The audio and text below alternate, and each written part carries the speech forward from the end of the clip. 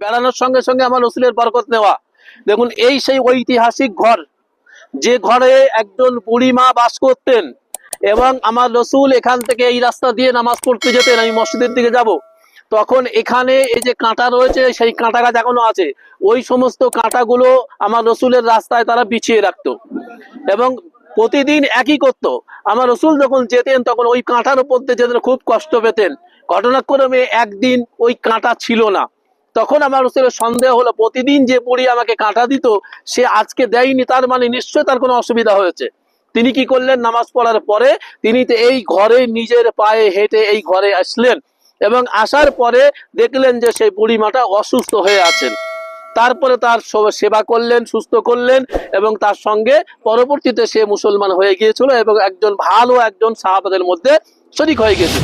আজকে আমাদের এখানে আসার উদ্দেশ্য হলো, আমরা অন্য অন্য জায়গায় নির্দিষ্ট নেই যে আমার রসুল সেখানে গিয়েছেন, আমার রসুল সেখানে পা গিয়েছেন কিনা, কিন্তু এই ছোট্ট ঘরের মধ্যে আমার রসুল এসেছেন, এটা একদম নির্দিষ্ট।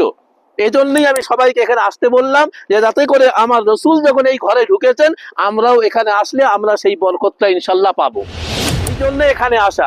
আল্লাহ পাক আমাদেরকেও তৌফিক নসিব করুন, এবং আমাদেরকেও আল্লাহ রসুল সাল্লাল্লাহু আলাইহি ওয়াসাল্লামের ওই কদম মোবারকের ওসিলা করে আল্লাহ যেন আমাদের কাল কিয়ামতের মাঠে নাজাতের কারণ করে দেয়। এই জন্য এই বরকত নেওয়ার জন্য এই ঘরে সবাইকে আমি আসতে বললাম।